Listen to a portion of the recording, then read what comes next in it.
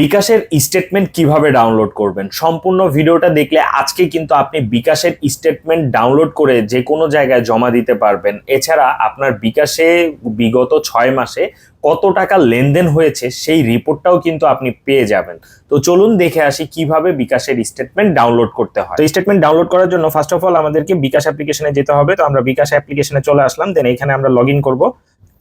তো log in করলাম। আমরা লগ ইন করার পর এখান থেকে এই যে বিকাশ সাইনে যাব, এখান থেকে স্টেটমেন্টে যাব, স্টেটমেন্টে যাওয়ার পর এখানে স্টেটমেন্ট রিকোয়েস্টে যাব, দেন এখানে নতুন স্টেটমেন্ট রিকোয়েস্টে যাব এবং ডিটেলস স্টেটমেন্ট আমাদের প্রয়োজন, তাই ডিটেলস স্টেটমেন্ট সিলেক্ট করে নিব। এখান থেকে আপনি 30 দিন, 180 দিন এবং হচ্ছে কাস্টম রেঞ্জে সিলেক্ট করে সর্বোচ্চ আপনি হচ্ছে 6 মাসের স্টেটমেন্টটা ডাউনলোড করতে পারবেন এবং আপনার জাস্ট কনফার্মে ক্লিক করতে হবে, দেন এখানে কনফার্মে ক্লিক করে দিতে হবে। তো কনফার্মে ক্লিক করে দিলে আপনার হচ্ছে যে এইখানে কিন্তু রিকোয়েস্টটা চলে যাবে এবং আপনার কিছুক্ষণ পরে এইখানে ডাউনলোড সাইন আসবে এইটার মতো। দেন আপনি এখানে ডাউনলোডে ক্লিক করবেন, ক্লিক করার পরে আপনার ব্রাউজার থ্রুতে এই ডাউনলোড ফাইলটা ডাউনলোড করে নিতে পারবেন।